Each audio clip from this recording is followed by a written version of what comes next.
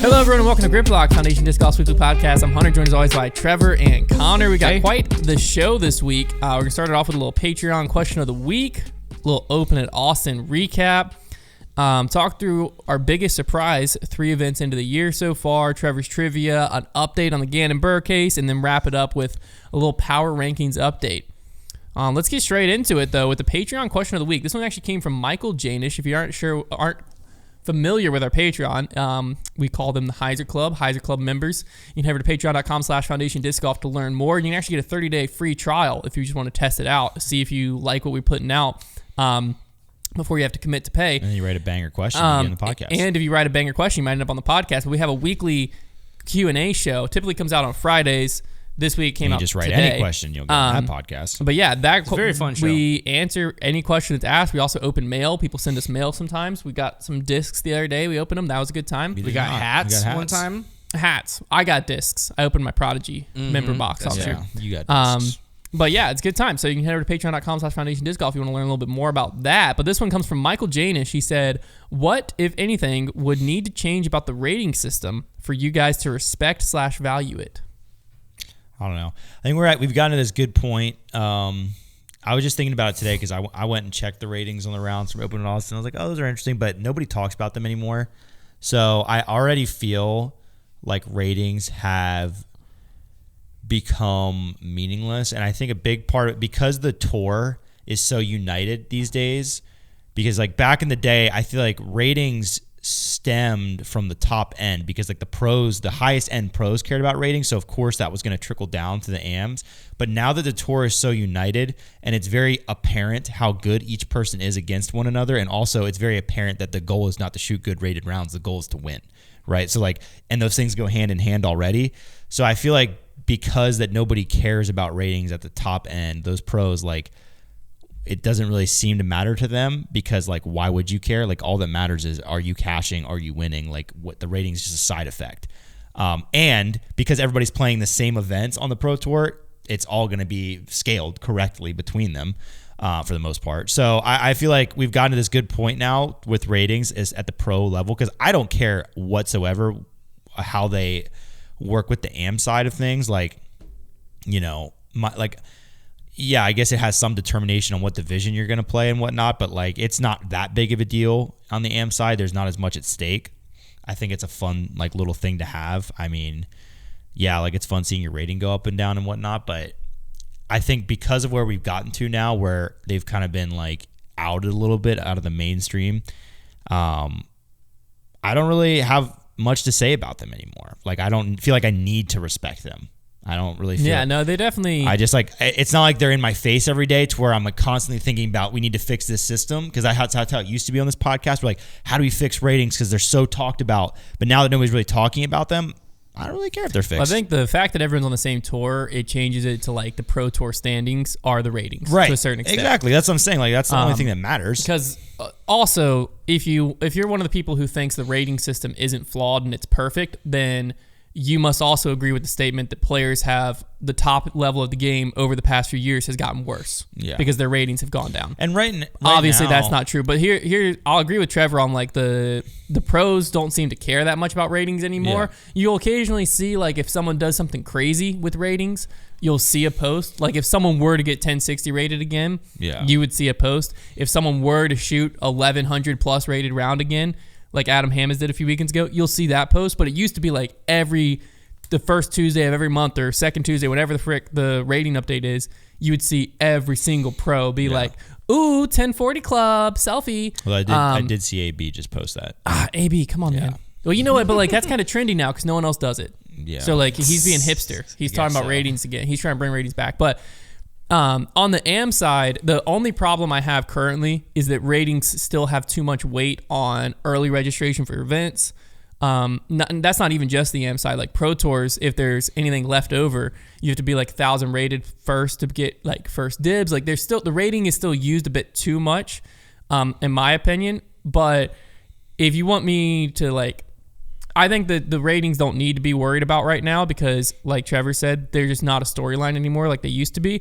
But if we were trying to fix it, which I guess is the question, right? Like, what would need to be changed for me to be like, oh, this is a really good, valuable stat? it would be a full overhaul, and it would have to all be based on the course people are playing. There'd have to be some type of, like, in my opinion, it'd have to be weighted. Like, your better rounds are weighted more than your worst rounds, so it kind of shows your potential more so than just, like, your average. Because, like, we all know the MA2 guy that can shoot 10-20 golf and can shoot 800 rated golf.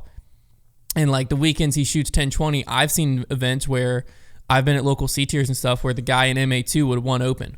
Yeah. And it's like, you're not an MA2 player at that point. The lines between, like, the AM divisions, I mean, so often you have the winner of a division behind would have won a division ahead. Yeah. And so I think the solution to that, even if you want to keep it player based, is, this was actually Brody said it first, and I never thought of it, but now I kind of like the idea, is to make the top half, I don't know the best way to do it, but basically the better you play, the more that reflects on your rating.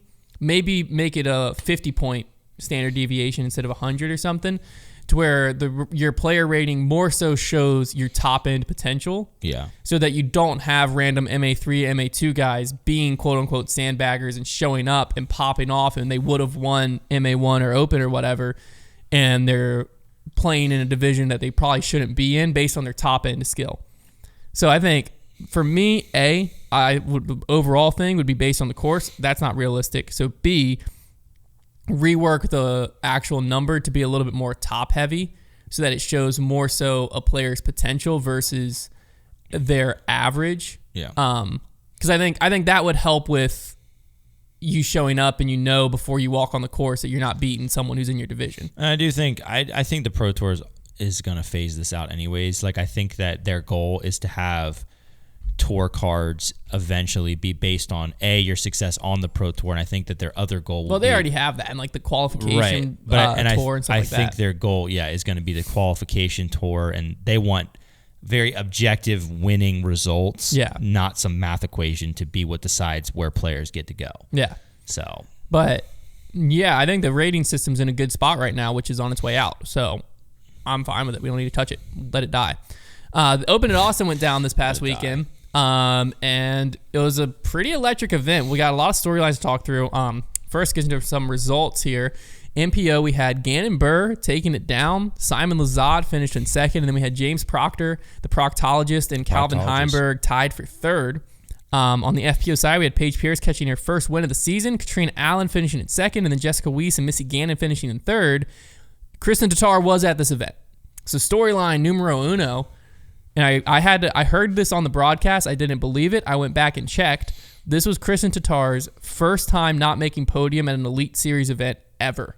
That's crazy. She has missed podium at majors. That is crazy. So there's majors that she's missed podiums, but Elite Series, so NTs, and I even looked at Pro Tours when they were A tiers. Always podium. Wow. That's crazy. So every Pro Tour, every NT, and then every Elite Series event, which is both of them combined. This is her first time. Now, she came in fifth, so it's not like she disappeared off the face of the earth. She was still in contention going into the final day. She just had a bad final round. So I don't think it's like we need to be worried about like, oh, Kristin Tattar, she's in a drought. Yeah. Nothing like that. I mean, she did just win last weekend. So, but it is a big storyline. It was far more surprising than Paige Pierce, one of the greatest, if not the greatest FPO player of all time winning, was Kristin Tattar breaking this streak that's been going on for years and years and years. Yeah. I don't know. I know that the FPO division, we've said this a ton, but when you have like such a smaller field, your top players represent such a smaller percentage of that as well, it's going to feel very volatile at times. You're going to have like Paige bouncing all over the place and Kat but Kristin has been the constant, the one that, like you just said, never really goes far. And, fifth place, at the end of the day, it's not like she took 20th. Well, there's also a tie for third. So she was like one position out of fifth. So it's not nothing crazy, but it is significant. I think that the course was unique. So I think that probably, changed the field a little bit. I don't know. I mean, Kristin has weaknesses. She just has rounds where she's not really able to get anything going. She makes mistakes just like everybody else, because here's the thing. Kristin plays a game where, she maximizes that birdie potential. She plays within her own game. But if you do that, especially on a course like this, if you play that game and you're throwing out of bounds, you're in worse trouble than the person throwing aggressively out of bounds. Yeah. So, the Paige Pierce made me eat my words a little bit, because if on the preview show I talked about like Paige is gonna win this season, I wasn't worried about any of that, but I didn't think this course played well to her. Yeah. Looking at the preview of the course, I thought this played more to Kristin Tattar's course management style than it did. I thought in the past when we've seen open courses, lots of OB, Paige Pierce hasn't done that well. Yeah. And to me, that kind of seemed like what this course was going to play like, but she did just fine out there. She played very solid. There might be something to say for Paige, like when the course opens up, she probably gets a lot more confidence in her drives, knowing that you're not hitting a gap necessarily. So you're just kind of focusing more on the end result. So I think there might be some. We see her struggle though at throw pink. Yeah, well, I mean most times. That OB is I mean, I just thought this course was going to play a little bit more like throw pink. Yeah. I mean, finish wise, but Kristin Tattar, I think it's impossible to guess what Paige is going to do. More so, what happened with Kristin the final round was like her forehand just kind of disappeared a little bit. Yeah. She had several where she threw it into the ground. She had a few where she threw nose up. She even had some that looked like they were solid, but you could tell she was visually frustrated on the tee. Her putting's been coming and going over the past several weeks. So she's been throwing a lot of forehands. But her forehand had looked incredible. Yeah. Even during this tournament. And there were glimpses of it looking incredible in the final round, but that's where she struggled. Another big storyline is Katrina Allen should have dominated this event. I know. First round. Terrible first round. Was so 7 bad. over, I believe. Yeah, so and then bad. over the next 2 rounds, she shot 10 under, which Paige won at 5 under. Yeah. So she, over the last 2 rounds, she could have won this thing by 5 strokes had she shot even day 1. Right. And that... Now, day 1 was the worst conditions. Yeah. But. The conditions day 1 were really bad. But, yeah, all she had to do was just stick around, and she just gave herself a place that was insurmountable. And you could also argue that, by getting herself almost out of it in the first round, it makes it a little easier. It did take the pressure off. Takes a little bit of pressure Absolutely. off. But, very, very interesting results in the FPO division. It was it was not a super suspenseful finish. It kind of just coasted in a little bit, but it got a little bit interesting. Paige had to play a good final round. She couldn't, completely squander that, because, you did have Kat on her heels. Missy kind of on her heels as well. Missy is there, and Jessica Weiss. So, and that's a good confidence boosting win for Paige. It's going to be like this every week, I think, with the FPO division, and where we're kind of just like seeing new things, and we're surprised by certain players. But yeah, I think that it was definitely a good win for Paige, and we're in that spot now where Paige, Kat, and Kristin each have a win.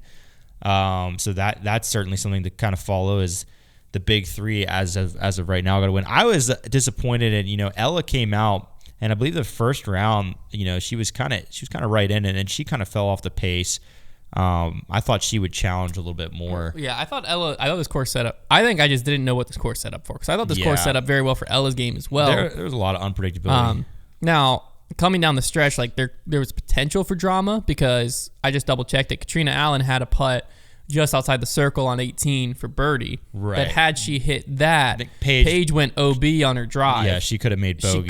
She did make bogey. She could have made double. Yeah. Is what would have had to have happened for it to have gone to a playoff.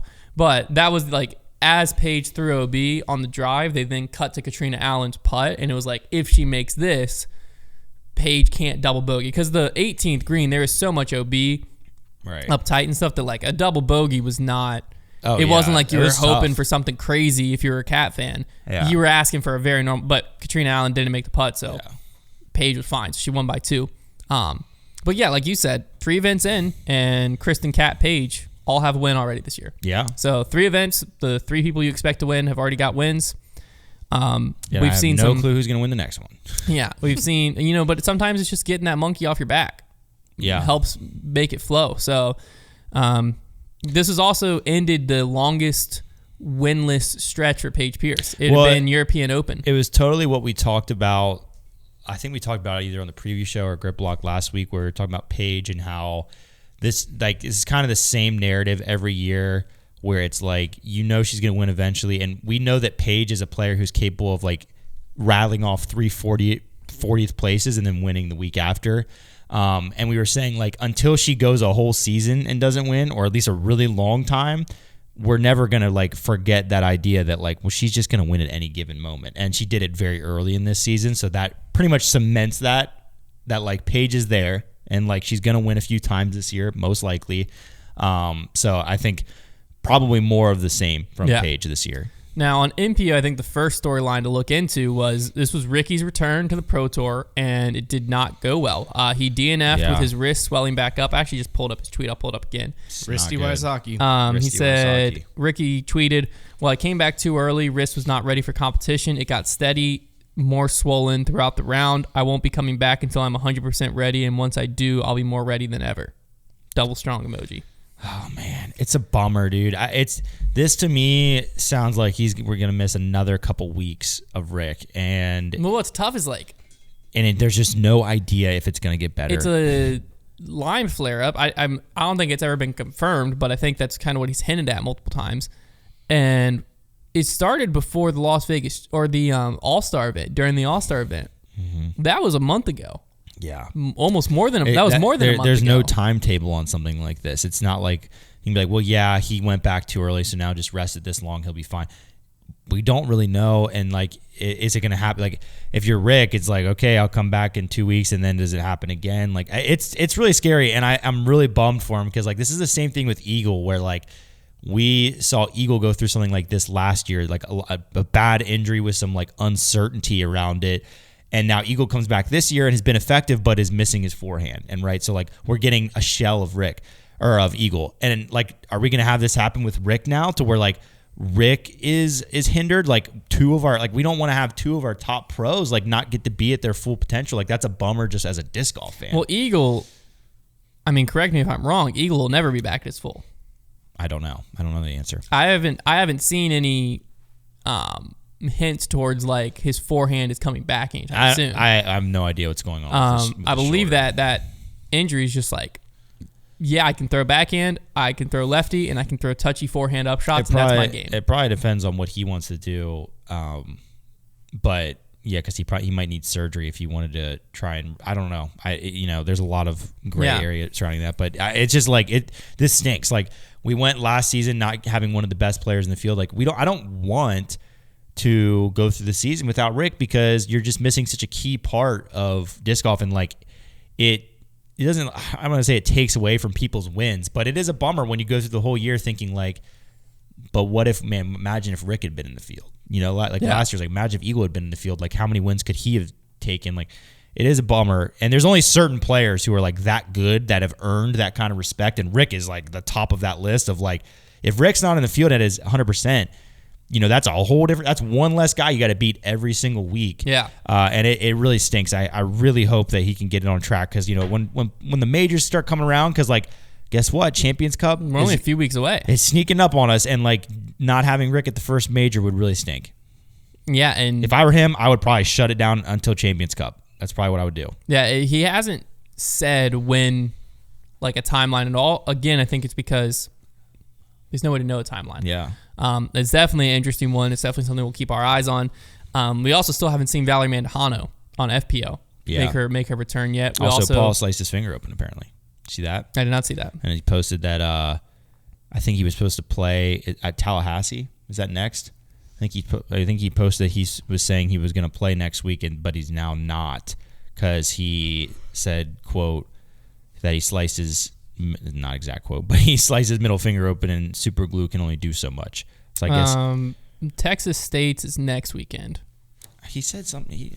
But there could be like, I know he normally plays throw down the mountain, stuff like that. No, I think he said he's trying to get to throw down the mountain. Hold on a second. Let me find the post so I can. I didn't see this post just at say all. what he said. He said, personally, okay, I want to badly test it. Oh, he said, he says, I've had a few hours of driving to manage my thoughts because he said he's struggling between the ears right now.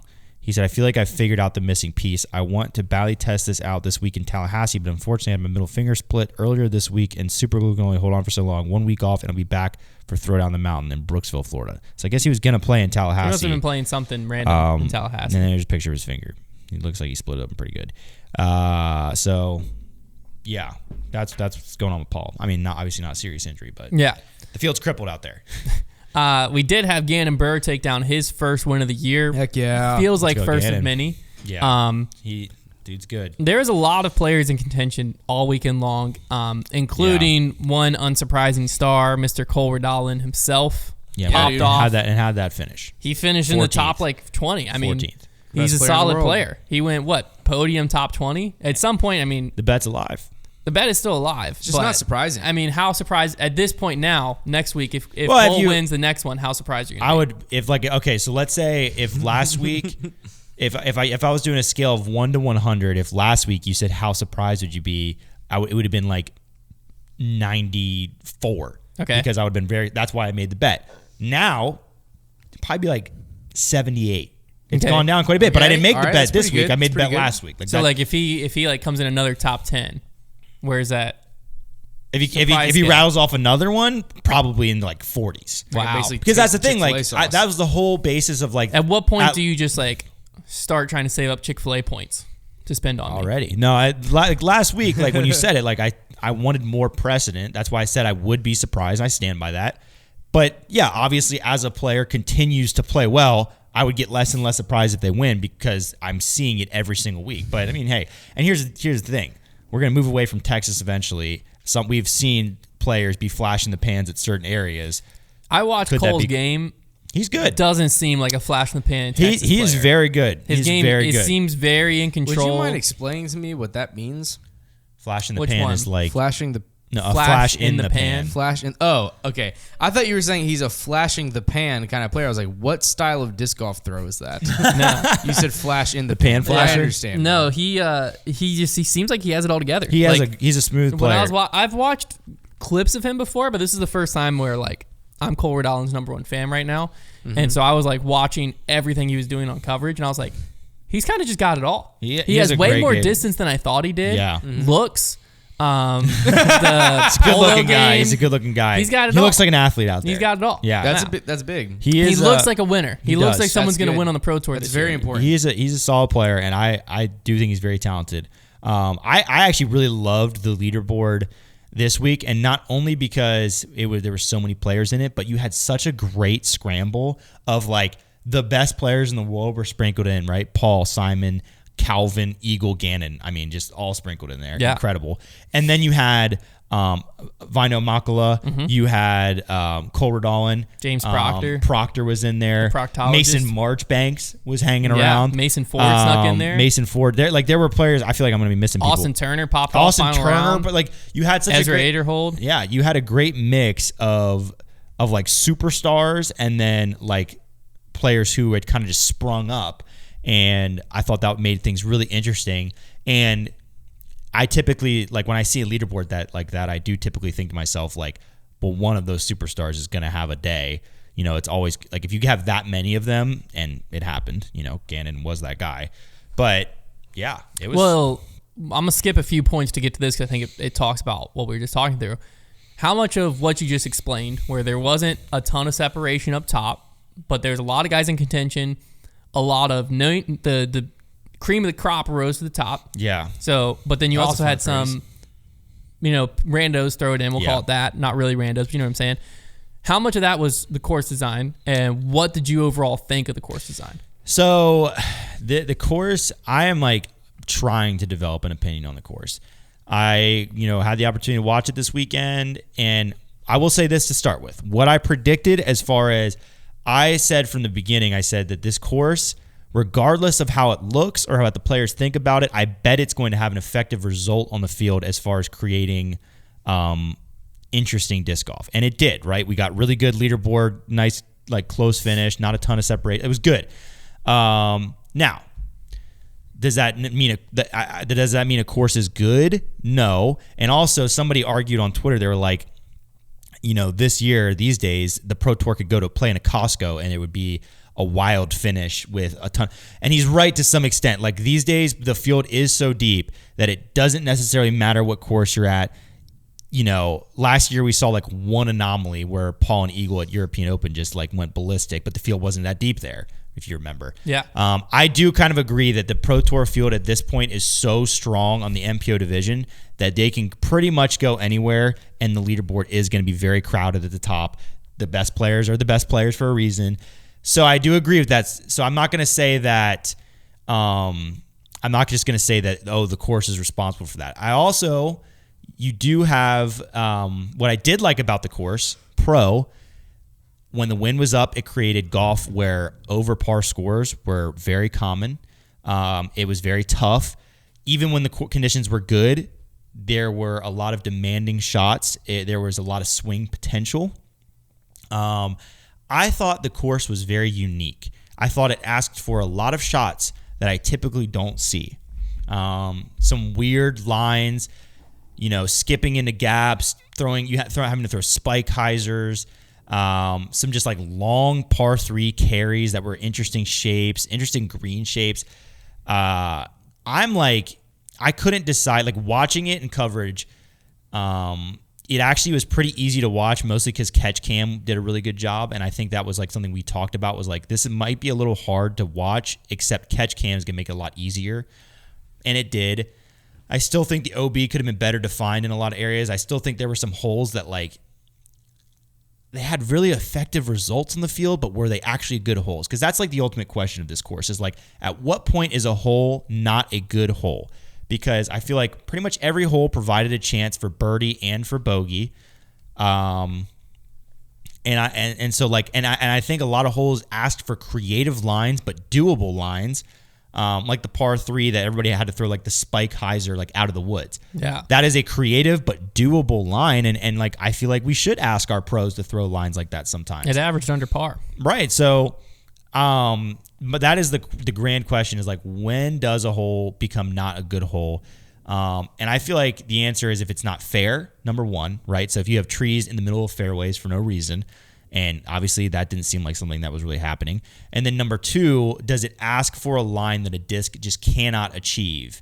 And that, there might have been some holes where it was like, I don't know, like some of those holes that kind of forked into the woods. Yeah. And then, there's some of those holes, there was a lot of little trees around the basket. I know people aren't huge fans of that. But so I'm pretty like undecided on the course, but I didn't hate it. And I thought there were some holes that were really good, and I thought it was interesting. And I think I'm all for the Pro Tour throwing interesting courses out there to kind of test things out. So yeah, I wasn't overwhelmingly like, this course is dumb. I wasn't overwhelmingly like, wow, this course rocks. It was kind of like, interesting. It wasn't what I expected going into the weekend in a good way. I think when I first heard at a golf course, if I just watched it and you didn't tell me we're at a golf course, I probably wouldn't have known. It was very I will give them that, for it being a golf course. Very creative design. The design was creative. Well, I think you have to say that. Like, it was creative. Part of it was, I don't want this to sound on a knock on the property, but that looked like a miserable golf course to be on. It did not look. I don't want to say it didn't look miserable. It didn't look like a top end golf course. Yeah, I think like typically like you think a golf course and you're thinking like when we go to Wild Horse and we go to like, they're like very well manicured. They're at least well manicured. It's very obvious, like the greens are green. Right. When we get to like the Portland Open, you can tell when you're on the fairway versus the rough. This could have just been like a park style course, like a local track. Yeah, like it, which I liked personally. I thought it played well. It looked like it probably played better as a disc golf course than a golf course. Which I think a lot of times when we go to golf course, it didn't feel like golf course golf, is essentially what I'm getting at. There was just a few times where like, yeah, you threw a shot and it skipped across the green. Yeah. And it was like, oh, that was interesting. And I think the heavy par 3s probably played into that too. Yeah. And I think that the amount of OB that was near the basket seemed like it caused, this course felt like it caused players to think. Mm-hmm. It seemed like there was never a shot that just asked you to step up and just throw a boring shot. I mean, even the neutral straight shot that had like a slight turn, you were throwing over OB in trouble most of the way. And we saw a lot of players in round 2, the whole lead card just faded out to the left and they all missed it. The only hole, I'm looking at like the scoring separation and stuff too, and like every hole had a decent birdie percentage and a decent bogey percentage, except for hole 1.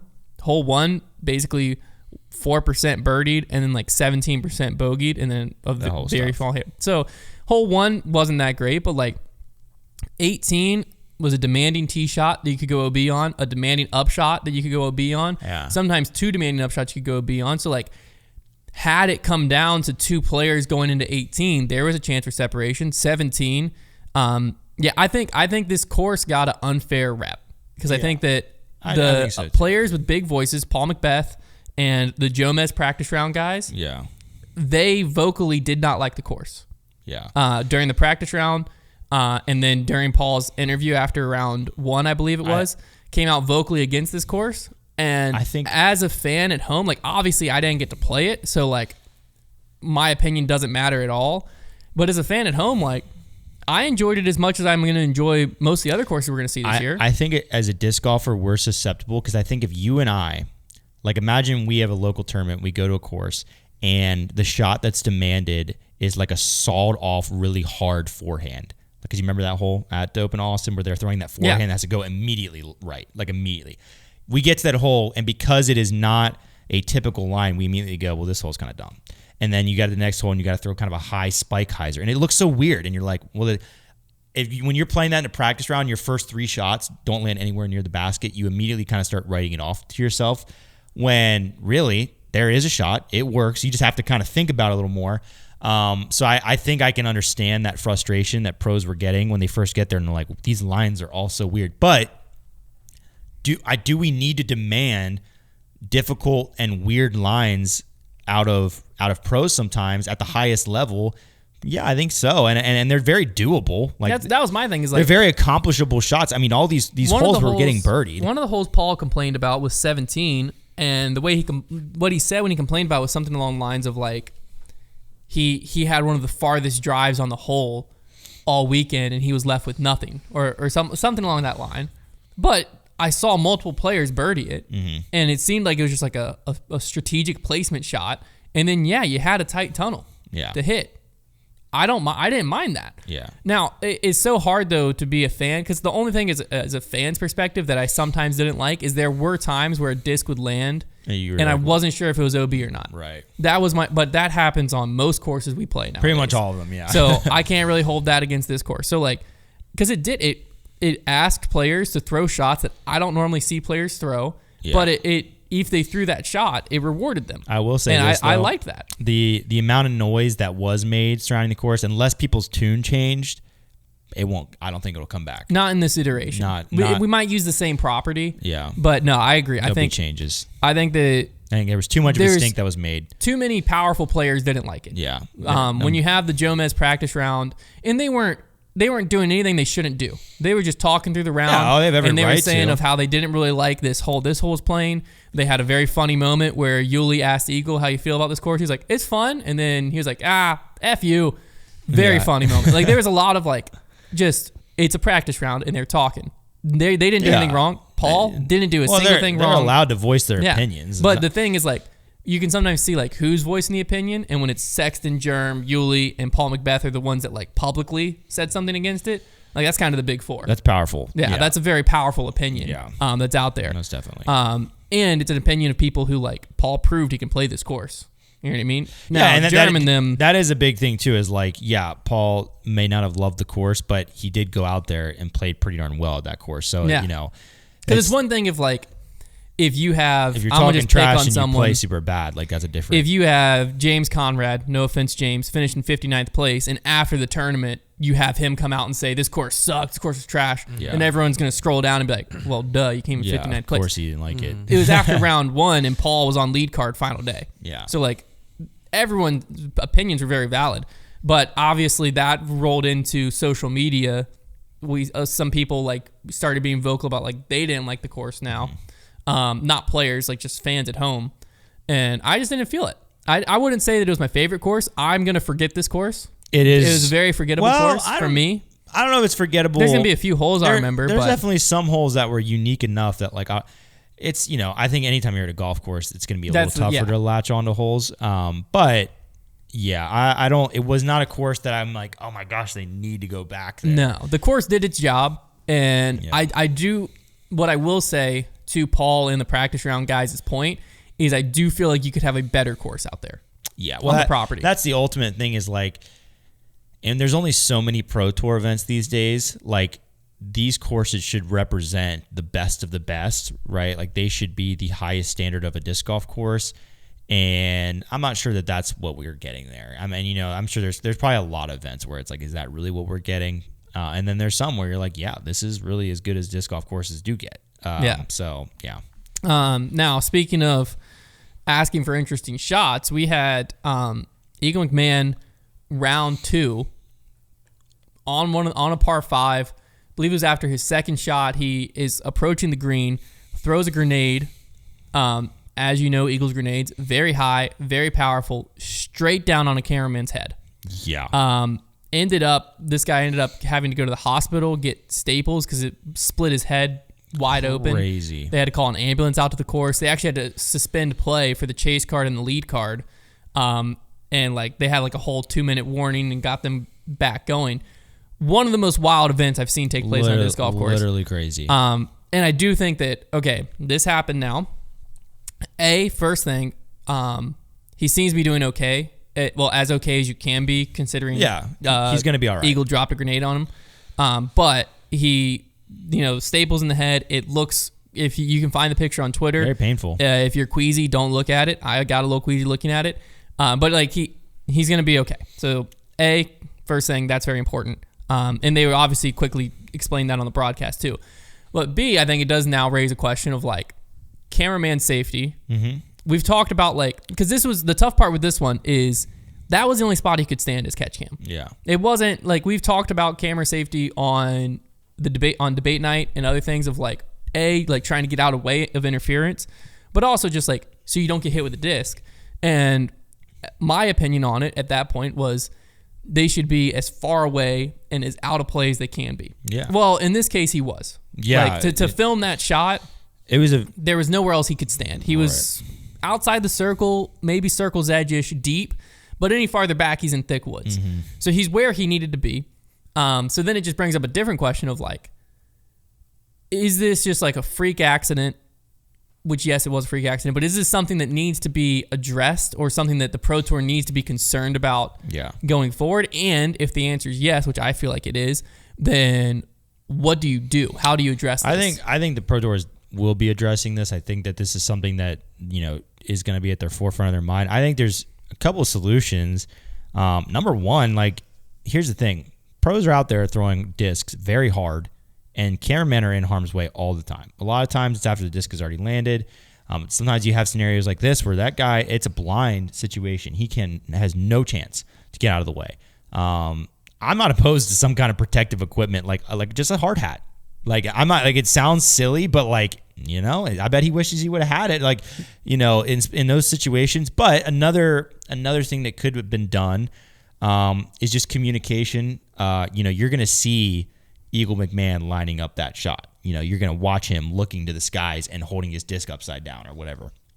A quick over the radio chatter, hey, Eagle's coming in over the top. But that normally happens. Look alive. Is what's wild to me. So, I've seen that multiple times, mainly with the Jomez crew, so maybe the DGN crew doesn't, but I've seen the guy on the tee, as they line up, be like, hey, it looks like he's going Spikeheiser here. That's what I was going to say. See the cameraman. The cameraman, and maybe he was told that, but in my mind, he was locked in on that gap, waiting for it to come through there. So I think a simple little, hey, he's coming over the top, look alive, just keep an eye out. That would have helped. He would have been able to potentially track that disc. So I think communication, because positioning, like you said, certain holes, it can only get so good. And I think the scenario that this happened is obviously this probably won't happen the rest of the season, but it did happen and it could happen. And it was a serious injury. And had he looked up and that thing hit him in the face or something, it could have been very, very bad. So I think this is definitely a little warning shot to the Pro Tour, and there's going to be some kind of safety initiative. I would be surprised if they didn't address it in the next week of just hey, by the way, this happened. This is what we're going to do to make sure that we emphasize cameraman safety. We're going to up communication. We're going to do this and that. Yeah. I'm expecting to see something like that because I don't think they're just going to be hush-hush about it because, it's not anybody's fault really. No. But that's the thing is you saw Eagle felt terrible, but things like this happen. He threw a disc golf shot. He did what he was and it was a good good shot. It's a pretty good shot. Things like this happen, and that's what creates, better safety initiatives. Sometimes like things like this need to happen to create those. And so I expect that's what will happen. And I'm sure they'll, it's one of those things that happens to where, guess what? I bet the next time, like if the next round he would have been lining up a similar shot, I guarantee you they would have been radioing to the cameraman, hey, he's going over the top again. Like, yeah, it's something that once it happens, it's going to be on their radar. Yeah. It's definitely up to the production company to have that as a complete role, which I know they do that. But they just, they just could have been more vigilant about it and been like, he's about to throw a blind shot where we're not going to know where it's going to land, so we need to back up and make sure there's plenty of space for it. Yeah. But even the fact they had 2 cameramen there, because obviously we saw him get hit in the head. Well, yeah, it wasn't the DGN cameraman that got hit. It was Gatekeeper. I believe it was Gatekeeper's cameraman, which also adds another interesting wrench in the whole thing, because like maybe DGN's cameraman did know he was going over the top. Yeah. And maybe there was radio communication where point. the Pro Tour is controlling that, and the Pro Tour does have those things in place, but maybe Gatekeeper didn't. Yeah. Because I know Jomez does. I've seen that in action. I've seen Jomez radio from the guy behind. More so, yes, safety is a measure of it, but more so of like, hey, he's going up over the top, get your camera in the sky. Yeah. Because that's the only way you're going to capture anything here. So I've seen that in action. I've never followed a Gatekeeper card and paid attention to what's going on there. They might have that in act. And it might have been something that maybe he did radio and the guy didn't hear or something. Who knows? Who knows what happened? So at the end of the day, this situation, I think, was no one's fault at all. No one, I think, you can sit here and be like, wow, this person really messed up and they're responsible for it. But I think it's up to the production company. No, yeah. I would say if you're going to put a finger anywhere, sure. Nothing wrong was done, but that's what needs to happen to change. But the change will come from the production side, and the change will probably come from the Pro Tour saying, hey, if you're going to be out there, we need X, Y, and Z to be taken care of to make sure y'all are safe out there. Yeah. But it is an interesting thing, too, of like, even like liability concerns of if it's not the Pro Tour's crew, it's like someone else's crew operating on a Pro Tour event and stuff. By the Pro Tour, though. Yeah, it's got to fall on them, I would think. It's an interesting one. Again, I don't want to say like it's fortunate, because it's very unfortunate, but it could have been worse. Yeah. Oh yeah. At the end of the day, it's a fairly cheap lesson. It's not good, but it could have been worse. Well, so it's important sometimes to be reminded that like discs can do some serious damage, because like you don't really think about them as how dangerous they can be until somebody gets hit in the head with one. We both had concussions, and their head gets split open. Like like they're I got 10 stitches. I know you guys have felt some discs that are very stiff in the rim and very sharp, and when Eagle McMahon's throwing them 400 feet in the air and they're coming down hot, like that hurts. That's gonna do some damage. Hunter still has a little bit of metal flake rock stuck in his head.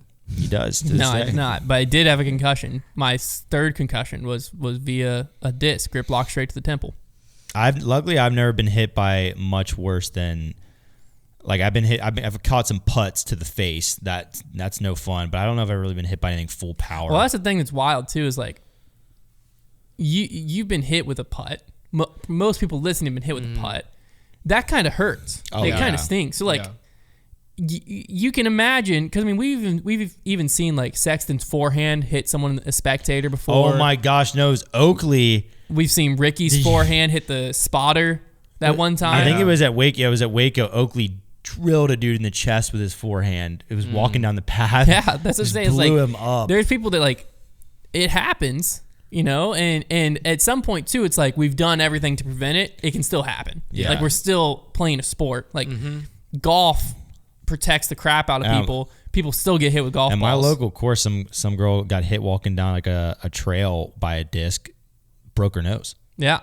So, but the Pro Tour, I think it will. I agree with Trevor. We'll probably see some type of statement, some type of here's an action plan, or like here are the things that we're putting in place, or maybe here are the things that are already in place that we're reminding people of and reinforcing. I would imagine see something like that this week. But prayers with this dude. Hopefully he continues to heal up. He seems to be doing as okay as he can be. That is good. Let's get into we're 3 events into the year now. We've seen Vegas, we've seen Waco, we've seen Austin. All 3 somewhat unique in their own way. But what is the biggest surprise to you 3 events into this year so far? Mine was actually very similar to what you wrote down. So I'll go ahead and spin it a little bit. Okay, you spin. I'll say my biggest surprise this year. Yeah, well now Do you go want me ahead to and go give yours first because mine was literally like the same exact thing. My biggest surprise or you want me to take two and you take one? No. My biggest surprise is the slow start of Eagle, Paul, and Chris Dickerson. Yeah. They've all had okay starts.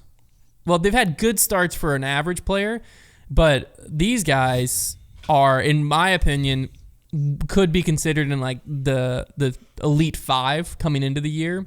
Where like you expect Eagle, Dickerson's Paul, on thin ice though. Dickerson's the question mark, He's on but thin Eagle, ice. Paul, Calvin, Rick, they're the big 4. Gannon sneaks in there too, but Dickerson last year he was my 5th. Definitely in there. Like at the beginning of last year, Dickerson was the 5. Well, sure. So Dickerson especially, he's had a rougher start than Eagle or Paul. But Eagle or Paul, like Eagles always struggled at Waco, so I always take that with a grain of salt. But like he struggled at Vegas for the first time pretty much ever in his career. Paul, I don't think's podiumed yet. 3 events into the season. Eagle, he didn't podium this week, so he hasn't podiumed yet either. And Dickerson's been kind of like middle of the pack, the 2 events he's played. Yeah. So those 3 players, like, I'm not surprised by some quote unquote slow start for Paul. I am very surprised for Eagle. I'm surprised at how slow of a start it's been for Paul. He's mainly because like he gets himself onto lead card, and typically you're like, here we go. Yeah. And that's kind of when he's falling back, which is weird. It is weird. It doesn't seem Paul-esque. Yeah. And then Dickerson, I mean, you might, if you were just Going through a rough listening, patch right now. if you were listening at home, you might have thought he didn't start his tour yet. Yeah. He's played. Yeah. All right, I actually have mine, and it actually kind of goes hand in hand with this. My biggest surprise is even with those 3 having their slow start and us being at what we normally consider the most volatile, like unpredictable part of the tour, we still have not a shock winner yet, or a winner that we didn't really expect to win. Kyle Klein, you could argue, but if you look at his stats, it's less arguable. He's very good. Usually within the Texas swing in Vegas, you see a winner that you're like, yeah, that guy might not win anymore this year. Like that was wow, what a win. But We almost had it, but we didn't. Yeah, but so far that just has not been the case. Calvin and Gannon in particular, I'm sure. I'm both. surprised your biggest surprise wasn't Culver Dollin's start. Yeah, that's my second biggest surprise. No, but that's kind of where you expect to see kind of an interesting winner at this point, and so far, yeah, Kyle, Calvin, and Gannon. On MPO and FPO. Yeah, both. FPO's been more chalky than MPO. Yeah, so that's my surprise this year. Yeah. All right, before we get into the fan favorite segment of Trevor's Trivia, let's take a moment to thank our sponsors. Today's episode is brought to you by Third Wave Coffee. It's actually my brother's coffee shop right down the road from us if you're local. Come on, Head Jimmy. down there. But Third Wave Coffee is committed to ethical and sustainable sourcing for all their coffee, and they have 20 single origin coffees from all over the world in stock right now. Plus, they just released the new Bogey Bros blend that was actually taste tested and approved by myself, Trevor, and Konner. Delicious. And it's perfect for all of those who are looking to dip your toes into a little specialty coffee scene. Little background, we kind of have like the full range of coffee tasters, if you will. Mm-hmm. We have like Trevor, who not a specialty coffee guy by any means. Not really, no. Konner, who enjoys a cup of specialty coffee, but you're not fully into the world. Yeah, I'll And enjoy then- anything.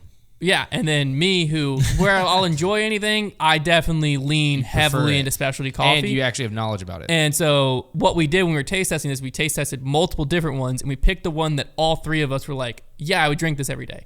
And so that's the Bogey Bro blend. So it's just a good all-around coffee. It can handle milk. It can handle you just drinking it black, which is how I drink it. Absolutely love it. But if you're really into specialty coffee, there's also a bunch of other options out there on Third Wave's website, and you can use code DISCOFF to get 20% off your order. So head over to third-wave.coffee and pick some up today, and you can support the show by picking up the Bogey Bro blend as well. Thanks again to Third Wave Coffee for supporting the show. All right, time for the fan favorite segment. Trevor's Trivia. Yeah. Okay. Let's get ready to rumble. So I was trying to do like the echo, but just trying to be looking at your lips and going, Time. So if you're up to date in the disc golf world, you'll know that the trilogy has been united. What? Maybe I'm not. The trilogy is. Did we talk about that on Grip Lock? No. I think we did last week. Yes. I don't think so. I don't think we did. I'll find out when that news dropped. You keep going. Anyways, I feel like we did. No, I don't think so. We talked about it on debate night. Wow, you guys have just forgotten about the show, man. Maybe we talked about this it. show is where you make your big stacks, dude. Okay, well, let me, Latitude 64, who is owned by House of Discs. It's like a venture capitalist situation. They completed the purchase of Dynamic and Westside. So now everybody's under the same roof over there. Yep. And so what I've got here and Plasticast. I've got here is a Trilogy Discs quiz. Oh, gosh. So we're going to see how many. Do I have to guess plastic? No. Thank gosh. No. Because I get Opto, VIP, Lucid, Tournament. This is as of Fusion. 2022, so you can forget some of the Royal Line stuff. Okay. Some of the stuff you'd actually know. I know a decent bit of Trilogy. We'll give you. I'll take the superhero for 500. Go ahead and set a timer on your phone or whatever. We'll give you 2 minutes, and you have to go back and forth. So when Hunter answers, Konner has to be the next one to all answer. All Trilogy, all brands. Yeah, Dynamic, Dynamic, Latitude, and Westside. Yeah, okay. Okay. Go ahead and hit start, and then you can go. I'll start. Yeah. Truth. Ballista. EMAC Truth. Saint. Sheriff. Ballista Pro. Saint Pro. That's what I was going to say. Deputy. Harp. The Mercy. Felon. The Maiden. Bard. The Judge. Warship. The EMAC Judge. Sword. The EMAC Truth. I already said the EMAC Truth. The Truth. I already said the Truth. The Bounty. Good one. Fugitive. Claymore. Convict. Cenis. Oh my gosh, you guys are good at this. I got to go into Westside some more. That's where we're going to be missing. The Queen. Captain. The World. Slammer. Giant. Pure. The Adder. I don't know if that's too new. The dang it, you got me with Adder. Still got a minute left. You're doing pretty good. River.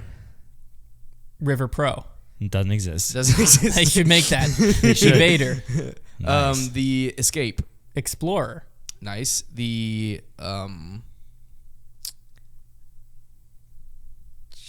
Trespass. Anchor. Verdict. Justice. Did you already say the Justice? I didn't say the Justice. Did you already say Verdict? No. Okay. We're running dry. Frick. Think of anything, Konner. Just do something with your brain. What am I losing here? The ring. The marriage. The what are you saying? I don't even know what he's trying to say right now. What are you saying? You got 10 seconds the ring left. Finger. Hunter, what's wrong with me? I knew I can't do it. Dang.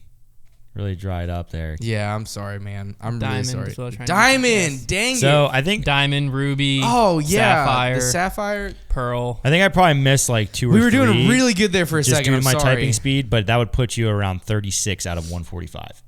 But you did have a really good stretch there. We had a good run. You started rattling off Claymore and Anchor, and I was like, all right. So see, you guys can find this. We missed the flow. We missed a lot. And we'll you missed about 100. Yeah. So hey, if you want to go try out this quiz, it's on Sporacle. Just search like Latitude 64 Guard, or search Trilogy Disc Quiz, and you'll find it. You can see if you can beat Hunter. What and are Konner. some more really mainstream? But they give you ones that we 15 minutes. So the you're Raider. doing We 2 didn't say the minutes. Raider.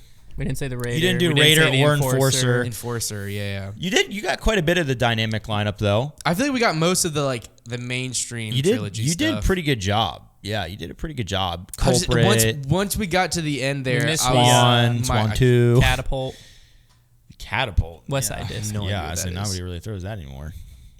Man. We did okay. No, we sucked. It's pretty good. It's We pretty good. sucked. Those 10 seconds were that was pretty. That was pretty. We only would have got unforgivable. 5. That was pretty unforgivable by me. So we could have got to say. 41, but we still would have been 100 shy. Yeah, but we did. I mean, we were doing pretty That was good. pretty before We Yeah, did good 2 for some minutes. Innova boys. For some Innova boys. There's been an update on the Prodigy v. Burr case. So Prodigy has dropped their request for a restraining order and preliminary injunction against Gannon Burr. According to Ultiworld, their tagline says Prodigy is no longer demanding that courts block Burr from signing with competitor. I believe that was the preliminary injunction, if I'm not confused there. Yeah.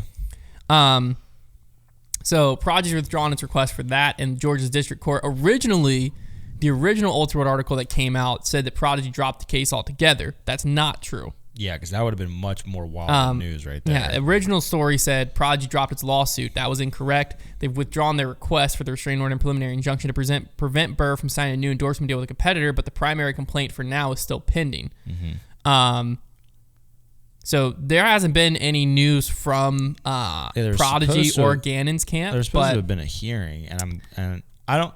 This to me, if they're just dropping that tells me that, well, A, they're not dropping everything. So like something is they're still holding the lawsuit there. So they're clearly not just rolling over. Like this is not a, like originally when the article went out saying they dropped the whole thing, it was like, oh, like then something's really going to happen here. Now the case is still standing. So what this tells me is probably one of two things is going to happen.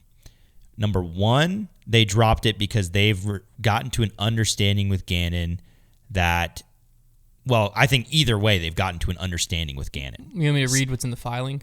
Yeah. Based on a temporary understanding. Okay.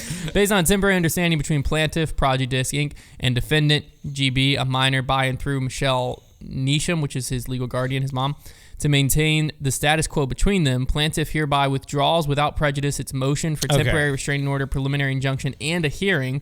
Plaintiff reserves the right to refile its motion should it become necessary and reserves all rights and claims relating to or arising out of the conduct at issue in its motion. So they have an understanding to maintain the status quo, which I'm assuming would mean like basically his current contract. Now, but the case is still there. So this leads me to think that a few things could happen. You could have, they could be working on some sort of settlement deal that allows the release of Gannon, like a buyout, like saying, okay, you can negotiate a buyout with somebody else. We'll figure that out, but just maintain the status quo until that happens. Like maybe that's what's happening here.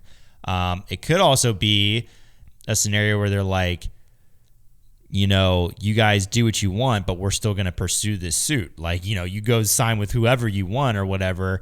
But we're still going to pursue this. It could also be a scenario where they're like, hey, let's start with here. We'll probably drop the suit, but you're going to need to stay. Just like, will you agree to just stay with us that final year? And then we'll just forget it. I'm waiting for my boy at Disc Golf Law. I don't know if he's released a video on this yet. Because this to me, I'm sure there's legal implications for like what this could mean, and I'm sure that he has a much better idea. He hasn't released a video yet. Hopefully it comes out soon. But to me, like the case is still there. So like there's nothing. The assumptions that I had about the case before are pretty much the same ones. Like the scenarios I just stated were pretty much the same ones I had beforehand. Yeah. So what I will say is this probably means we're going to see an update come a little sooner, maybe, because now it's like I'm not quite as certain that this is going to play out. I'm less certain that this is going to go to trial. What my prediction is what I think is going on is this filing prior to this was making it where they couldn't negotiate deals. They couldn't talk to other companies, or very discouraged to. They might have been able to talk, but like nothing could happen and companies were worried.